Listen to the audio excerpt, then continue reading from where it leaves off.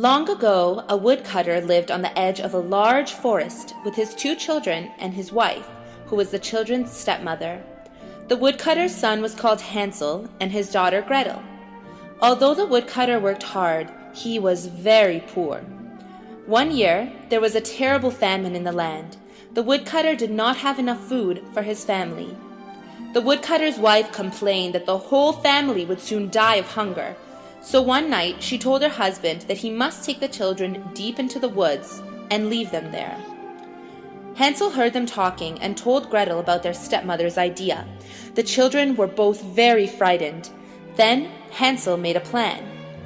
Later that night, when his parents were sleeping and the moon was high, the boy sneaked outside and gathered as many white pebbles as his pockets would hold.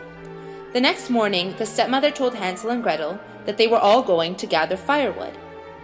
As they walked deeper and deeper into the woods, Hansel would stop now and then to look towards his house. Hansel was scolded by his stepmother for being slow, but he was really dropping the white pebbles to mark the way home. When they finally stopped, the woodcutter built a fire and left the children some crusts of bread for their supper. He said he and his wife would return when they were done cutting wood.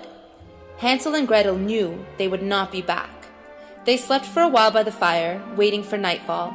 Then, with the moonlight shining on the white pebbles, Hansel and Gretel followed the trail straight back to their home.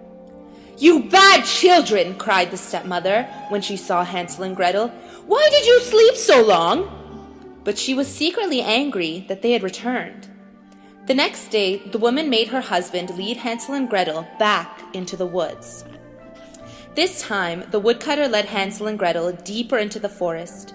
Hansel had no time to gather pebbles, so he crumpled his bread and left a trail of crumbs instead. Hansel and Gretel slept until the moon rose. Then they searched for the path of breadcrumbs, but the bread had been eaten by birds in the forest, so they could not find their way home. They searched until they were so tired that they had to stop and sleep. The next morning, they searched again. Then Hansel and Gretel saw a beautiful white bird who sang so sweetly they followed him as he flew from branch to branch. Soon they found themselves in a small field where they saw the most amazing house. It was made of gingerbread with a roof of icing and windows made of sugar. The children were so hungry they didn't stop to think. They each broke off a piece of the house and started to eat it. No sooner had they stuffed their mouths than they heard a gentle voice calling, "Nibble, nibble like a mouse. Who's that nibbling on my house?" The door of the house opened, and there stood an old woman leaning on a heavy cane. Hansel and Gretel were so frightened that they dropped what they were eating. The woman smiled and invited Hansel and Gretel into her house. Seeing how hungry and tired they were, she gave them a wonderful dinner of pancakes and apples. Then she made up beds for them and put them right to sleep, as kind as any grandmother. Hansel and Gretel did not know that the woman who seemed so nice was really a wicked witch. Before Hansel and Gretel awoke the next morning, the witch carried Hansel to a little cage that she had built and locked him inside. "Now," she cackled, "I'll fatten him up. He'll make a tasty treat for me to eat." Then she woke poor Gretel and ordered her to fetch water and cook food for Hansel, because she wanted him to grow plump. Hansel and Gretel cried and begged to be set free, but the witch just laughed. Each day the witch, who could not see very well, wanted to feel Hansel's finger through the bars of his cage.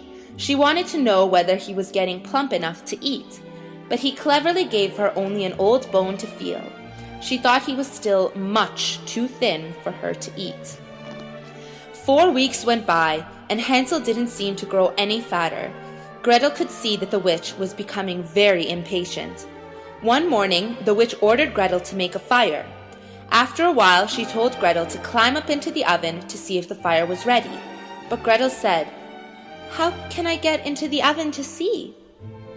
The witch became angry at that and climbed up into the oven to show Gretel how to look at the fire. Quick as a wink, Gretel gave the witch a hard shove that sent her tumbling all the way in, then banged the door shut. Gretel ran to free Hansel and set out to find their way home. The woodcutter cried tears of joy. He had not had one moment of peace since he had left them in the forest, and his wife had died while they were gone.